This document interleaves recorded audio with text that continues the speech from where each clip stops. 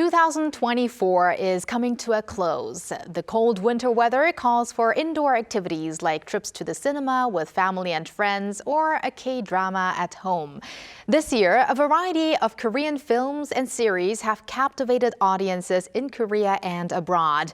Today, we want to take a look back at the major hits of the year 2024.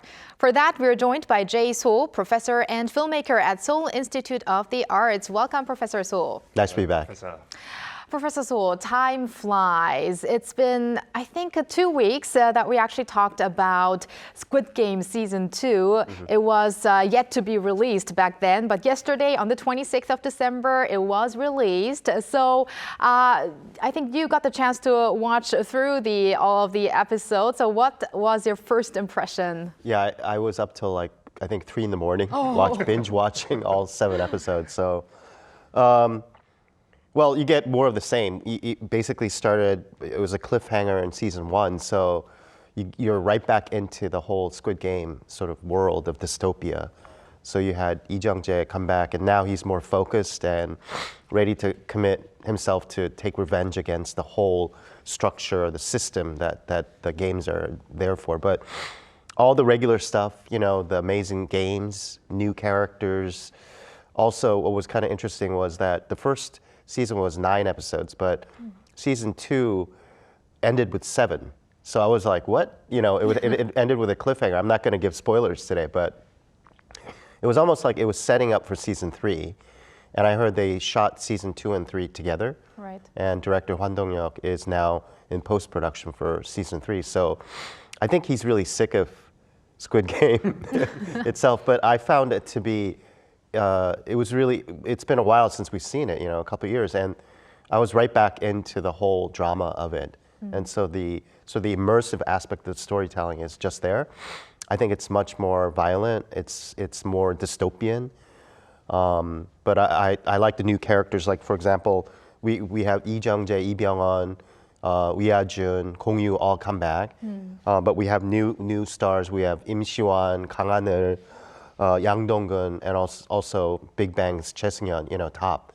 So they comprise sort of new elements, but I think one of the biggest changes is the Squid Games itself. Before, you would have the traditional games, you know, like red light, green light. So those are back, but there are also, after each game, I think I mentioned it 2 weeks ago as well, there is a OX sort of voting system. So if the vote becomes, the majority is that they want to stop the games, they can all leave with the dividing up whatever the money is. So they do this after each game, which is sort of new. So it divides the two sort of groups sort of opposing each other. So it was really exciting to watch it again, and hopefully I think the audiences will be drawn back into all the stuff that was like the great set designs, you know, the weird Aisha, you know, Esha inspired sort of sets, and also just the weird games, and then just how it's about people that have no money, all just battling it out to try to get that, you know, the big cash payout at the end. Right. Well, I'm still at it, so I'm really looking forward to my weekend to watch through the series. But Professor Soh, we did ask you before, but now that you have watched the second season, we'll ask you once more. Do you believe that Squid Game 2 has the potential to surpass the success of the first season? And I think there have been already media outlets making assessments. So what is your view on those assessments as well? Just traditionally, when you go into a sequel, the expectations are so high, it's really hard to succeed after the initial one. But, you know, there are also successful things like Star Wars, where I think episode 4, you know, kind of like started that whole genre. But then I think people say the sequel, Empire Strikes Back, is a better sort of movie. I think Squid Game, for me personally, I think season 2 was a setup for season 3. It sort of ended so abruptly with only 7 episodes. And I read that director Hwan Dong-hyuk basically shot these 2 together, and you realize he wanted to stop at season 2 at 7 because it's a great cliffhanger the way it ends to set up for season 3. So personally, I think maybe not the same numbers or like the reviews, but I think season 3 is going to be really sort of expecting like the surprise that we're all looking for. But I know I looked at the New York Times, and it was like, you know, Squid Game 2 hits a red light. USA Today said still violent but disappointing. But there's also been sort of like the BBC and the Variety also said that it was basically bringing back all the old stuff again. They're really excited. But so it's mixed, and that's a good sign. But I think like anything, it's so hard for a filmmaker to, even though this is a series, he's a film director. It's hard to match the incredible hit of the first one. I mean, we had all these different things. We had the pandemic at that time. Everybody was home watching Netflix. Right.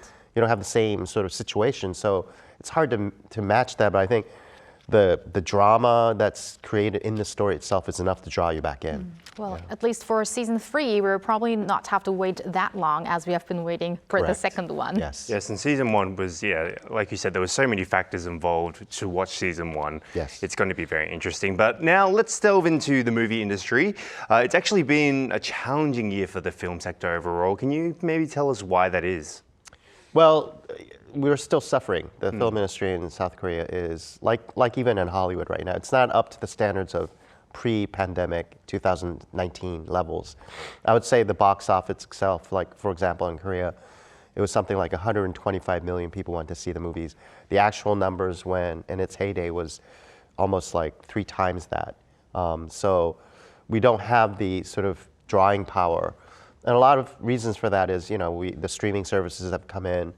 People find it also the expensive theater things that are happening as well. So it's not doing that well. But at the same time, I think, for example, the Busan Film Festival, it happened.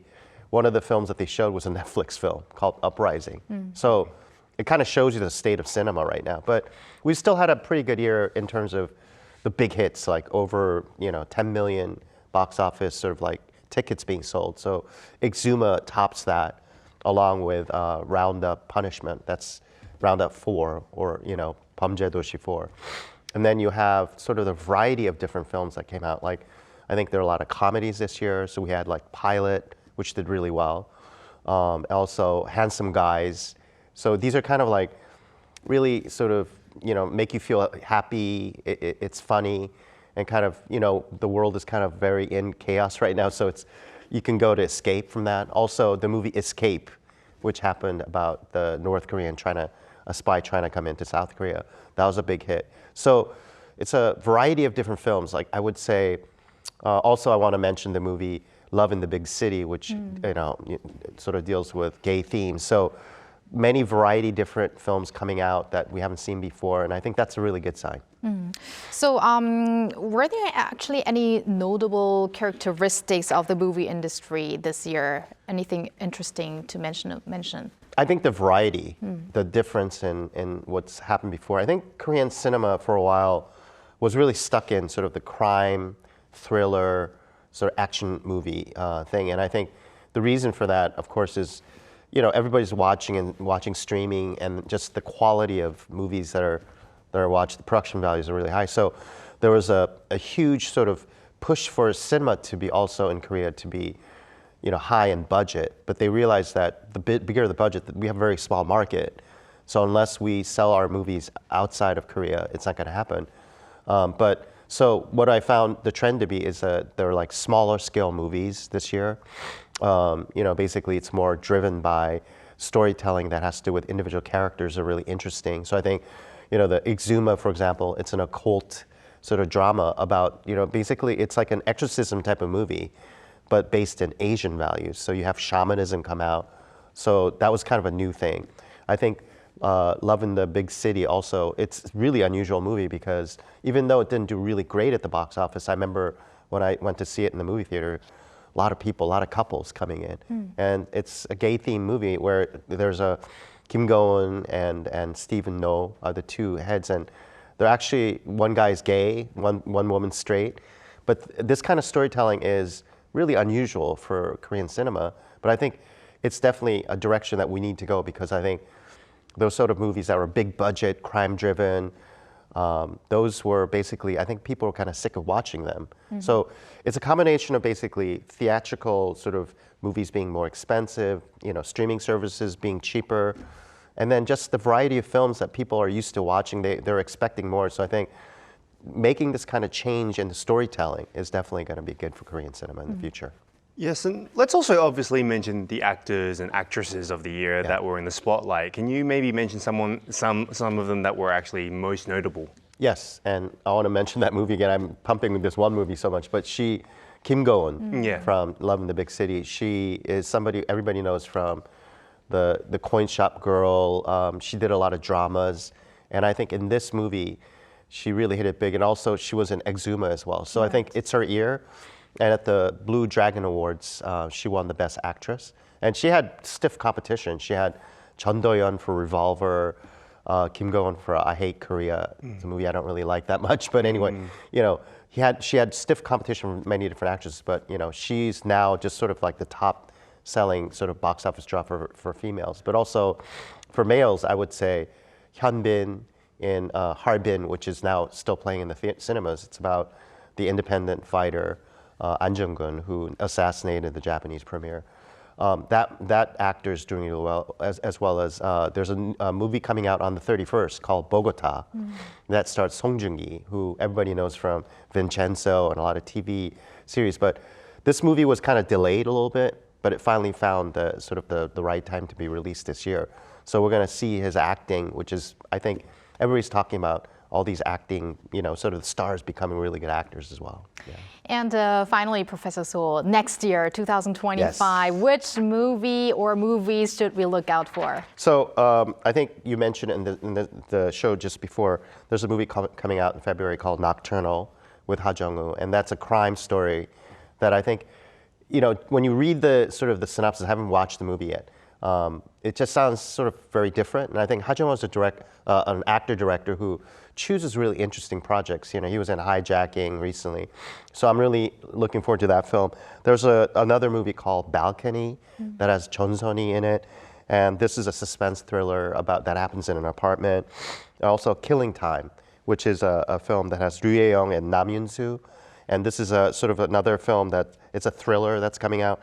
And then there's a director I really like, Min Gyu-dong, and there's a movie called The Old Man with a Knife. It's called Pagwa in Korean.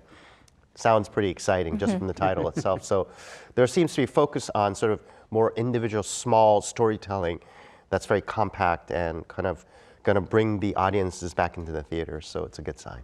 Wow, looking very much forward to all of these movies coming up and also to your insights, Professor Soh. So thank you very much for today and also Happy New Year. Happy New Year to you. Thank you. And thank you, Walter. And we'll see you back next week. We'll see you next week, Soh.